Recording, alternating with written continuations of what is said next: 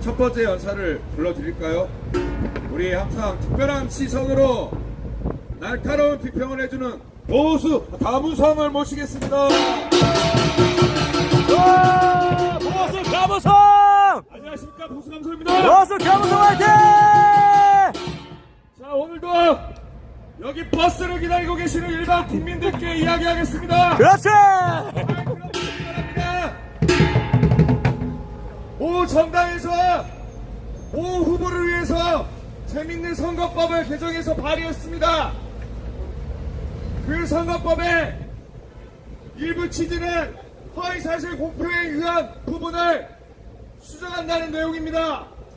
자, 최근에 모 후보가 선거법 유죄 취지 파기환송으로 사실상 진짜 유죄를 받기 일보 직전에 특정 정당에서 그 후보 한 명을 위한 법안을 발의한 겁니다. 자, 버스를 기다리면서 생각해 보십시오. 그게 뭐 어때서 생각하실 수도 있겠지만 아니죠. 그 사람이 대통령이 당선되고 이전에 있던 사람들은 유죄고요. 이후부터는 무죄라는 아주 어이없는 일이 벌어진 겁니다. 자, 재밌습니다. 간발의 차로 누구는 유죄가 된 거고 누구는 무죄가 된 겁니다. 근데 그 법안 내용도 웃긴 건 허위 사실을 공표했으면 그에 걸맞게 처벌을 받아야 되는데 그거를 처벌하지 않겠다고 하는 내용인 겁니다. 악기 새끼야! 아니, 여러분들의 투표권을 저해시키고 안개 속에 가리키고 있는 그 허위 사실을 공표하고 있는데 이를 가만히 지켜만 볼 수 있겠습니까? 절대 안 되죠! 화가 안 납니까? 아, 누구는 죄 짓고도 대통령 된다고 해서 무죄를 만들어주기 위해 그런 누더기 같은 법안을 발의한다는 게 실제 그 사람이 대통령이 되면 진짜로 그렇게 법이 완성될 겁니다. 그런데 재밌는 건 이쪽 진영 사람들 똑같은 법안으로 상대한테 공격하고 싶을 때 또 이상한 조항으로 법을 발의할 겁니다.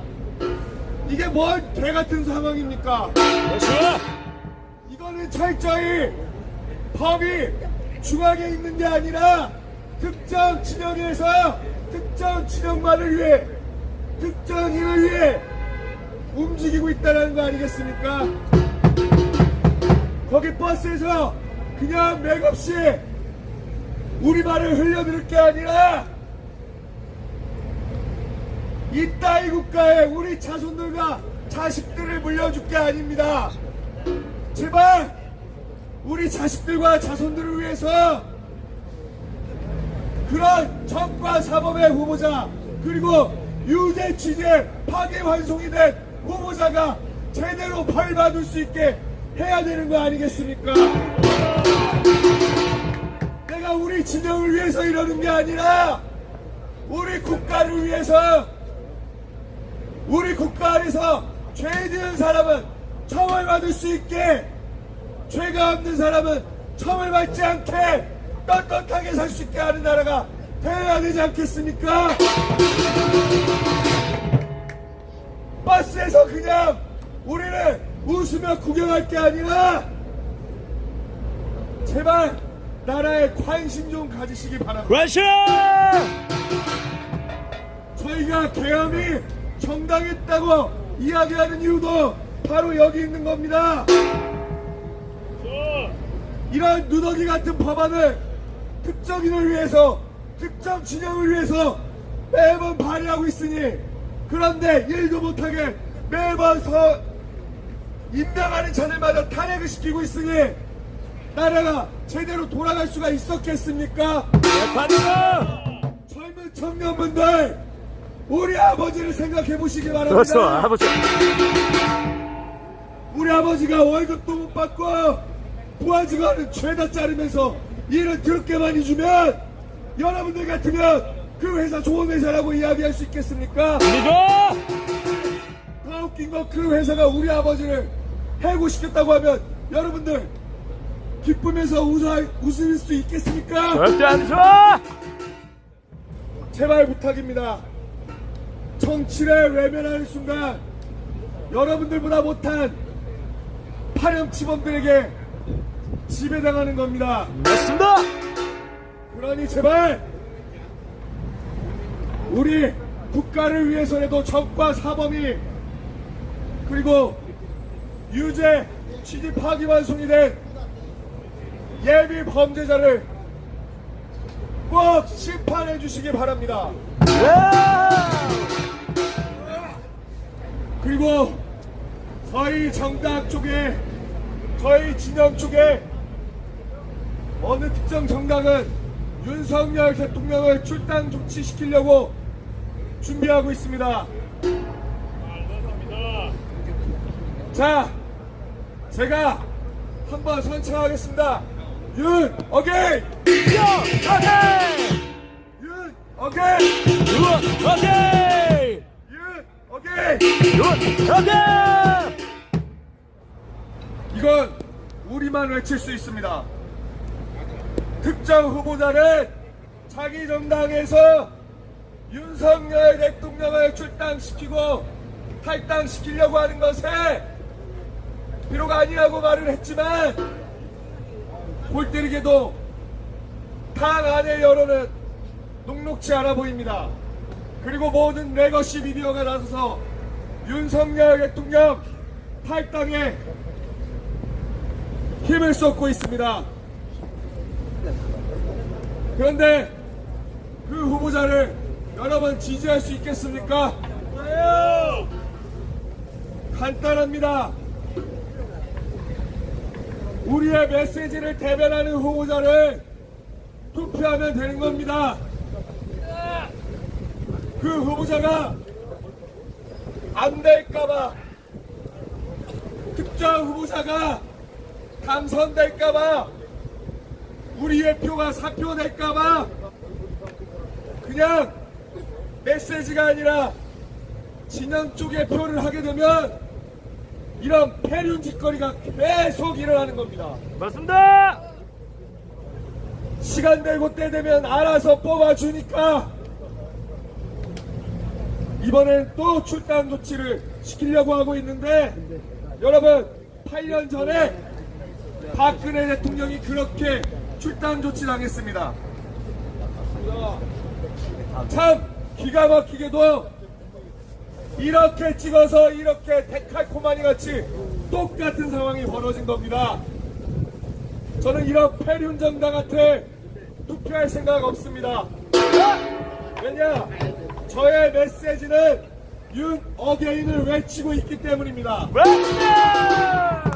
맞습니다. 제 표가 비록 사표가 된다 하더라도 저는 마지막까지 제 메시지를 위해서 열심히 뛰어주는 대통령 후보를 응원할 생각입니다.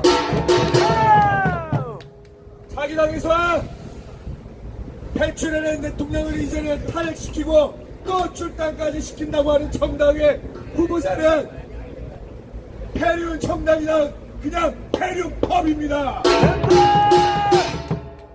뭐가 다릅니까? 강경하게 말하니까 그냥 우리가 정치에 한머리에서 이러는 것 같습니까? 거듭 말씀을 드립니다. 당선되고 싶다면 첫 번째 우리의 메시지와 동의를 해야만 하고, 두 번째 이제 광화문은 니네들한테 표를 비친 적이 없었기 때문에 우리들 앞에 와서 대가리 조아리고 무릎 꿇고 제발 표 좀 달라고 구걸하기 바랍니다. 맞습니다! 그러기 전까지는 일단 강경한 태도로 일관할 것이고, 누가 대통령이 되든 이제 저는 제 신념을 꺾을 생각이 없는데 여러분들은 어떻게 생각하십니까? 저희도 맞습니다! 우리의 신념을 보여줘야 할 때가 된 겁니다. 우리의 신념을 보여줘야 저 폐륜 정당이, 저 저 패륜범들이 우리가 무서운 줄 알 겁니다. 박정희가 만든 나라, 이승만이 만든 나라의 시스템은 정말 굳게 믿고 있는데 절대 붕괴되지 않을 것입니다. 그러니 쫄지 마시고 우리의 메시지를 개발하는 후보한테 이제 투표합시다. 자! 윤석열 대통령의 계엄은 마지막 정치적 행위였고 구원의 손길이었을 겁니다. 계엄이 잘못됐다고 대가리 조아리고 사과하고 하는 패륜짓 벌이는 정당의 후보자는 이제 국물도 없을 줄 아시기 바랍니다.